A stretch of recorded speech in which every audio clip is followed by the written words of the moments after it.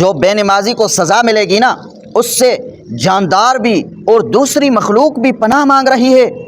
علماء فرماتے ہیں کہ کتابوں کے اندر ذکر آتا ہے کہ گدھا بھی اللہ کی حمد و تسبیح بیان کرتا ہے۔ گدھا اس طرح تسبیح بیان کرتا ہے اللہ کی، الحمدللہ الذی جعلنی حمارا ولم یجعلنی کلبا، اے رب کریم آپ کا شکر ہے کہ آپ نے مجھے گدھا بنایا، کتا نہیں بنایا۔ علماء فرماتے ہیں کہ کتا بھی اپنی زبان میں تسبیح بیان کرتا ہے اللہ کی، الحمدللہ الذی جعلنی کلبا ولم یجعلنی خنزیرا۔ کتا اپنی زبان میں کہتا ہے کہ اے رب کریم آپ کا شکر ہے کہ آپ نے مجھے کتا تو بنایا لیکن خنزیر نہیں بنایا۔